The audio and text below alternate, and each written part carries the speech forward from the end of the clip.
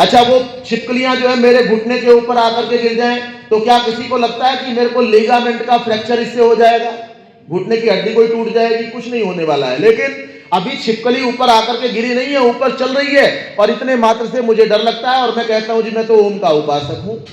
तो ओम के उपासक हैं तो हमको परमेश्वर से, सब ओर से परमेश्वर को व्यापक मानते हुए अपने आप को रक्षित अनुभव करना चाहिए। और दुनिया के आज्ञा मेरे लिए क्या है? ओम शब्द के द्वारा मुझे दुनिया के लोगों की रक्षा करने का प्रयास करना चाहिए, स्वयं को रक्षित अनुभव करना चाहिए और दुनिया के लोगों की रक्षा करने का मुझे कार्य करना चाहिए। हम लोग यज्ञ में मंत्र बोलते हैं, ओम अमृतो उपस्तरणमसि स्वाहा, कि मैं ये जो मेरा उपस्तरण है, मेरा जो बिछौना है, ये कोई मैं चादर बिछा करके उसके ऊपर नहीं लेटता हूं, मैं कोई तख्त के ऊपर, कोई डबल बेड के ऊपर भूमि पर नहीं लेटता हूं, मैं कोई कंबल के ऊपर, गद्दे के ऊपर नहीं लेटता हूं।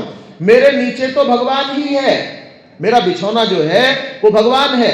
और कहा अमृता पिधानमसि स्वाहा, मेरा जो अपिधान है, मेरा ओढ़ना जो है वो कोई कंबल, कोई और चीज, कोई रजाई नहीं है, मेरे ऊपर जो मैं ओढ़ता हूं वो भी भगवान ही है।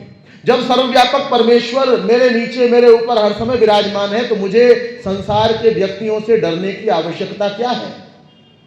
स्वामी अखंडानंद महाराज अपने जीवन की घटना को लिखते हैं, वो कहते हैं कि एक बार मेरे मन में विचार आया कि मैं परमेश्वर की बनाई हुई सुंदर सृष्टि को देखूंगा, और ये देखने के लिए वो पर्वतों की ओर जा निकले।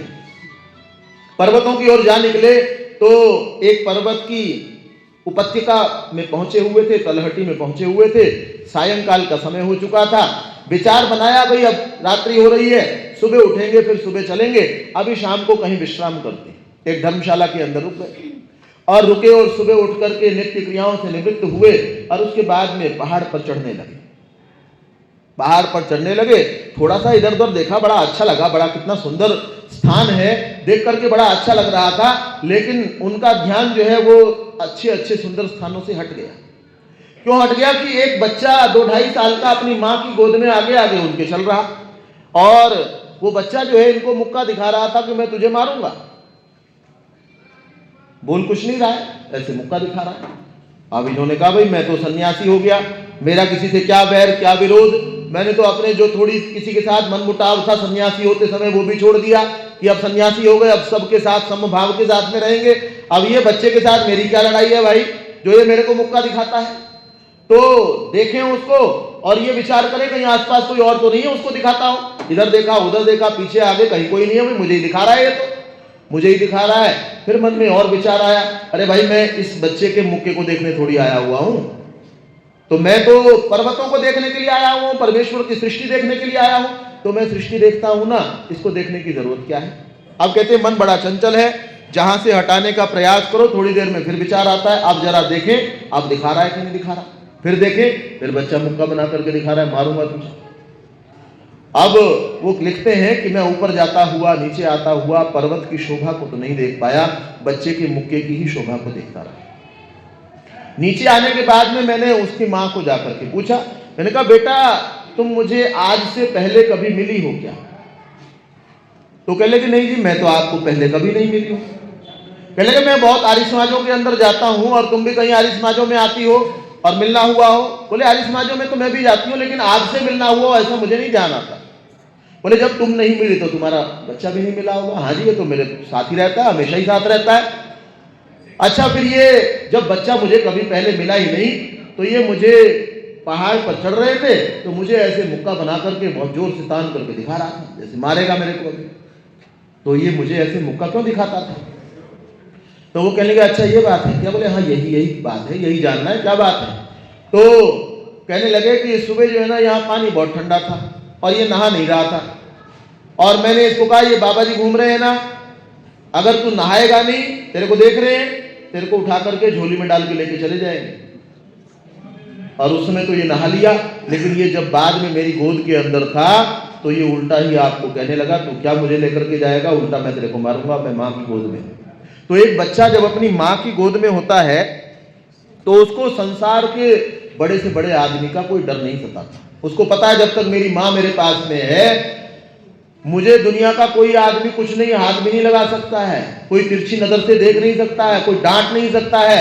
एक बच्चे को इस बात की जानकारी, अच्छा माँ जो है वो कितनी बड़ी होती है, 5 फुट की होगी कि 6 फुट की होगी कि 6.5 फुट की होगी, कोई 4.5 फुट की होगी। अच्छा, उसका सामर्थ्य सीमित है। जब एक बच्चे को अपनी इस 5 फुट की माँ के कारण से, 5.5 फुट की माँ के कारण से, सीमित सामर्थ्य वाली माँ के कारण से किसी का डर नहीं सताता, तो हम सबकी जो माँ है, वह जो परमेश्वर है, वह जो ओम है, वो तो सर्वशक्तिमान है। वो सर्वशक्तिमान परमेश्वर हमारी रक्षा हर समय में, हर जगह पर, हमारी माँ हमेशा हमारे साथ में रह भी नहीं सकती। कुछ समय मेरे पास में रहेगी, उसके बाद कभी ना कभी ऐसा समय आएगा दूर हो जाएगी। ये तो मेरी माँ ऐसी है जो हमेशा मेरे पास में रहने वाली है। तो ओम शब्द के द्वारा यदि मैं और आप ईश्वर की उपासना करते हैं, तो हमको दुनिया के दुष्ट व्यक्तियों से या किसी व्यक्ति से डरने की, किसी पशु से, पक्षी से डरने की हमको आवश्यकता जो है वो नहीं है। ओम शब्द के उपासक जो हैं वो कौन हुए? ओम के उपासक हुए स्वामी श्रद्धानंद, स्वामी दयानंद, जो निर्भीक होकर के सबके सामने बिल्कुल सत्य कह दिया करते। स्वामी श्रद्धानंद जो हैं उन्होंने गुरुकुल कांगड़ी की स्थापना की, और वो गुरुकुल कांगड़ी जो पुराने वाला था वो बीहड़ जंगल के अंदर था। वहीं पर जंगली पशु रहते हैं, वहीं पर इन्होंने छोटी छोटी झोपड़ियां बना ली, ऐसे पक्के मकान भी नहीं थे, और वहां पर रहने लगे। तो एक बार की घटना है कि एक ओर से स्वामी श्रद्धानंद आ रहे हैं और दूसरी ओर से एक आचार्य गुरुकुल के और उनके साथ में कुछ बच्चे आ रहे हैं, तीसरी ओर से जो है एक शेर आ रहा है। अच्छा, आजकल के नेता कैसे होते हैं? ये क्या करते हैं? यूक्रेन का नेता है, कोई रशिया का नेता है, ये खुद तो बंकर में बैठे रहते हैं और बंकर में बैठे बैठे आदेश देते हैं। क्या आदेश देते हैं? कि इधर से आक्रमण करो, उधर से जाओ। लेकिन जो हमारे पुराने नेता होते थे, वो सबसे मुश्किल जो स्थान होता था वहां पर स्वयं जाकर के डट जाते थे। जैसे श्री कृष्ण जो है वो खुद ही जरासंध के पास पहुंच गए, श्री कृष्ण जो है वो खुद ही जो है वो कंस के पास में पहुंच गए। ये नहीं अपने साथ चलो चलो चलो हम बैठे, चलो आगे। तो ऐसे ही स्वामी श्रद्धानंद कहने लगे, आचार्य जी बच्चों को आप संभालो, इस शेर को मैं संभालता हूं। कठिन चीजों को जो खुद करे वो महान कहलाएगा, कि दूसरों को आदेश देता रहे वो कोई महान कहलाएगा? ये तो मुगलों की नीति है, खुद कहीं बैठे हुए दूसरों को आदेश दे रहे, आगे बढ़ो और तुम पीछे रहो। तो कहने लगे हम शेर को संभालेंगे, तुम बच्चों को संभालो। और जो महान व्यक्ति होता है वो कभी संसाधनों का रोना नहीं रोता। हम लोग सारे संसाधनों का रोना नहीं रोते हैं कि हाय मैं अकेला हूं, मैं क्या कर सकता हूं, हाय मेरे पास पैसे नहीं है, मैं क्या कर सकता हूं। प्रोफेसर ओम कुमार जी ने पुस्तकें लिखनी थी, लिख दी, रोना रोने की जरूरत नहीं लगी कि मुझे जो है ना पुस्तकालय तो उपलब्ध नहीं है, हाय मैं क्या करूं, हाय मेरे पास में ये बड़े बड़े विद्वान युधिष्ठिर मीमांसक जो है वो तो मेरे से बात नहीं कर रहे हैं ठीक से, तो मैं किताब कैसे लिखूं। तो व्यक्ति महान वो होता है, बड़ा वो होता है जितने संसाधन उपलब्ध हैं उनसे काम करना आरंभ कर दे। श्रद्धानंद ने यह विचार नहीं किया, अरे बंदूक नहीं है, गोली नहीं है, तलवार नहीं है, कैसे मुकाबला करूंगा। जंगल के अंदर खड़े हुए हैं और कहा कि शेर को मैं संभालता हूं, और नीचे जंगल में थोड़े से पत्थर थे, घुटनों के सहारे धीरे धीरे नीचे बैठ गए। उनको इस बात की जानकारी है कि शेर जो है वो भी, उसका भी मनोविज्ञान ऐसा है कि ये मनुष्यों से डरता है, दुनिया का प्रत्येक प्राणी मनुष्य से डरता है। तो आंखें जो है वो शेर की आंखों में डाल रखी हैं और खुद जो है धीरे धीरे करके नीचे हो गए। नीचे होकर के एक पत्थर जो है नीचे से उठा लिया, थोड़ा हल्का भारी था, आधा किलो के करीब का पत्थर उठाया और उठा करके अपनी पगड़ी को खोला और देख रहे हैं शेर को, पगड़ी को खोला और पगड़ी के एक किनारे पर उस पत्थर को बांधा और पत्थर बांध करके सिर पे ऐसे घुमाना शुरू कर दिया। अब आज तक शेर ने क्या देखा था, या तो ये जंगली पशुओं के पीछे भागा करता था, या कोई बहुत बड़ा झुंड आ जाता था वो इसके पीछे ही भाग पड़ता था। अब ये काम इसने आज तक देखा नहीं था, और जैसे ये देखा, ये देख कर गया वो तो कुछ अलग ही प्रकार का जानवर है, वहां से भाग खड़ा हुआ। हम जब ऐसी परिस्थितियों के अंदर घबराते नहीं है तो हम ओम के सच्चे उपासक कहलाते हैं। ऋषि दयानंद को लोगों ने कहा, और ऋषि दयानंद ने जब इस बात को सुना कि मुझे डराने का प्रयास किया जा रहा है, ये कहा गया कि हम लोग तो बड़े सभ्य हैं, वो अंग्रेज लोग वो कहने लगे, वो अपने आप को सभ्य बताते हैं, उनकी सभ्यता के ऐसे ऐसे चिन्ह हैं।